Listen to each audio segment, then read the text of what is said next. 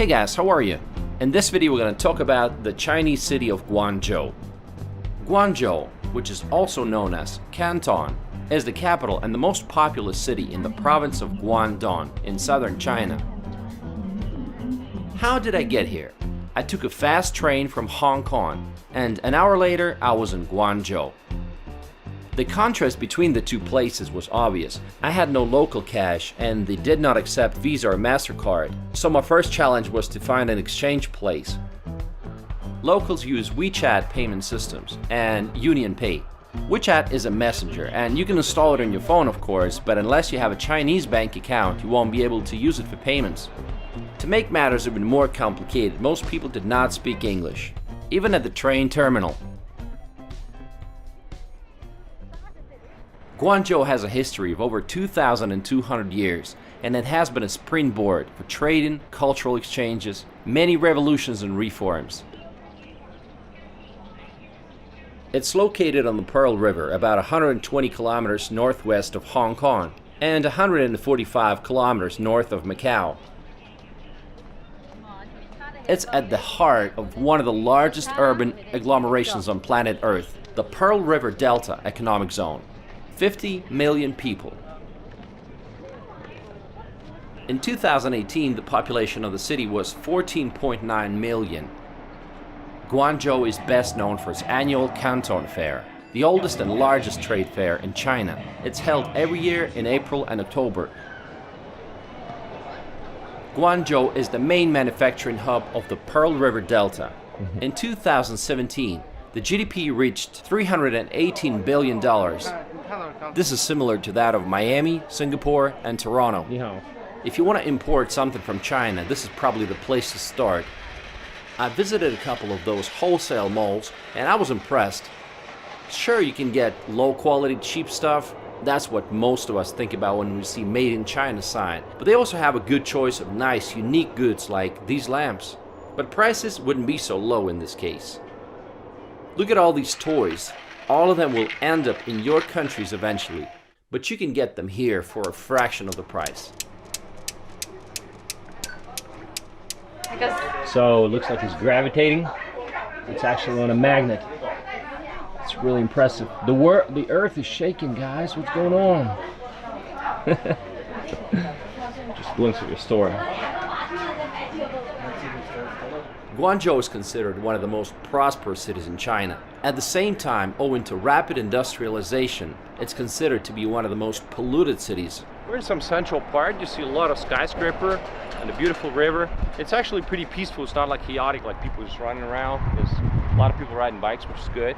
But like they say, there's a lot of pollution, and one of those skyscrapers in the distance you can hardly see because of the smog. Well, it's one of the most industrial cities on Earth, so no surprise. But the city goes to great lengths to make it greener. You see lots and lots of bicycles and electric scooters everywhere. In 2006, Guangzhou had the largest number of LPG-fueled vehicles in the world. Also that same year, the municipal government banned motorcycles. It's one of the most livable cities in China, and it has a great climate. A humid subtropical climate influenced by the East Asian monsoon. Summers are wet with high temperatures and high humidity, and winters are mild and comparatively dry. So I had no expectations, no idea what Guangzhou would look like. And maybe it's just the central part, but it looks really beautiful and livable. I mean, beautiful parks, not too many cars, not at all. A lot of people are riding bikes. We'll get to see more, and we'll get the more comprehensive idea of what Guangzhou is really like. Let's do it. A major reason to visit the city is the cuisine. Guangzhou has the country's largest number of restaurants per capita. Here you can try the authentic taste of sweet and sour pork, wonton soup, and dim sum. Sometimes ordering food is just like guesswork. How do you know what's inside? You know, maybe fish, maybe chicken. Maybe it's spicy, maybe it's not. So I ordered this one, and this is what I got. The portions are huge, you know. So when you order something in China, just remember that it might come out a lot bigger than you expected. So I ordered spicy fish soup, and this is what it came out to be. Like, it's good for 4 people, not just me, you know. Most Chinese food served in Western countries is actually Cantonese food. Cantonese people would eat absolutely anything. Liver, kidneys, heart, brain, you name it. There's a joke that Cantonese people eat anything that has 4 legs other than a table, anything that flies other than an airplane, and anything that swims other than a submarine. So they have a very broad definition of what is considered edible. Almost all of the local people speak Cantonese as their first language, while most migrants speak Mandarin.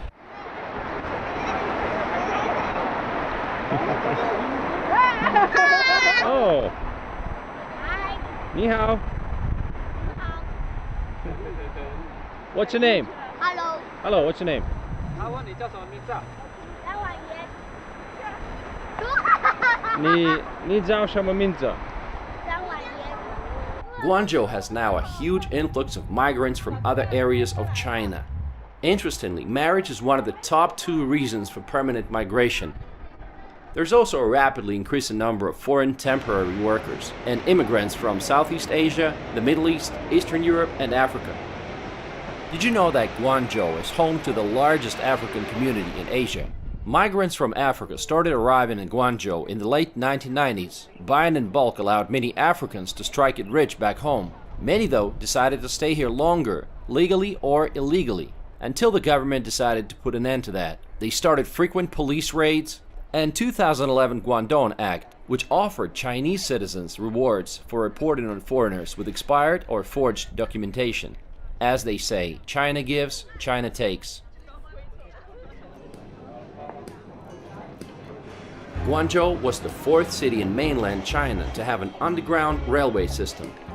Currently, the metro network is made up of 13 lines covering a total length of 476 kilometers. A long-term plan is to make the city's metro system expand to over 500 kilometers by 2020, with a total of 15 lines in operation. In addition to the metro system, there is also a tram line, which opened in 2014.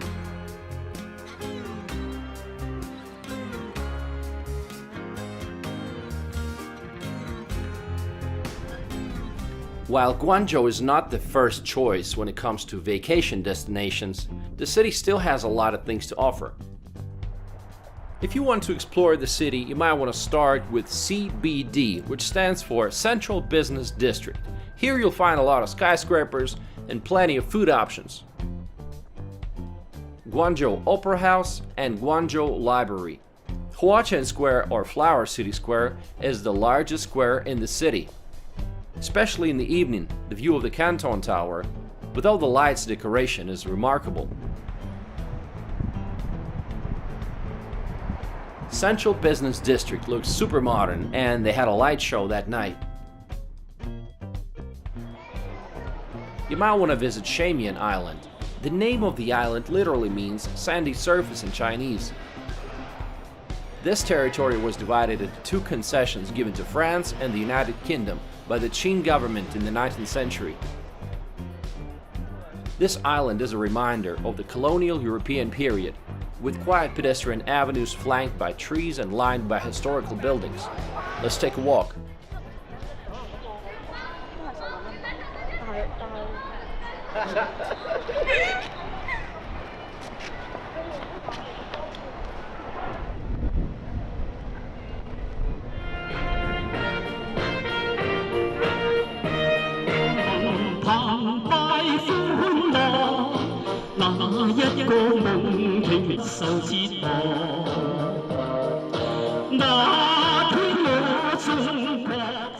There's a lot of socialist propaganda banners and slogans everywhere. Do you guys want to know the core socialist values? Well, here they are for you.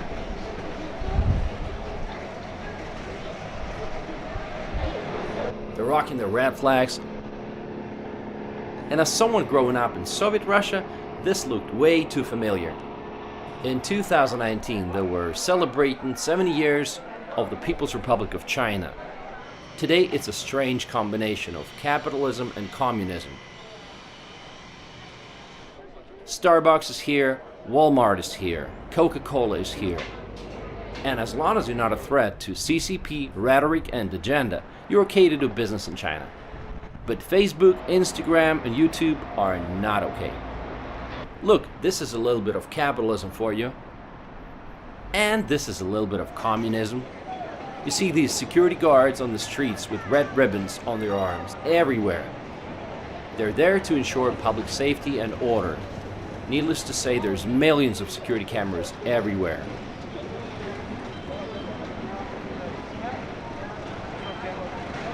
Most people live in high-rise apartment buildings. Strangely enough, some of them have bars even on their balconies for some reason. Together with Shanghai, Beijing, and Shenzhen, Guangzhou has one of the most expensive real estate markets in China.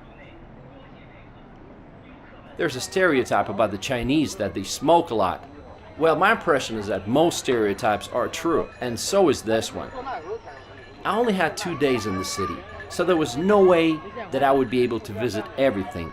But hopefully this is enough to give you an impression of this huge Chinese city. Well, I hope you guys enjoyed the video and let me know what you think about Guangzhou. 谢谢，再见。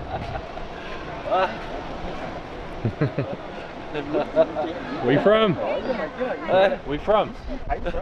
Where are you from? Oh, very nice.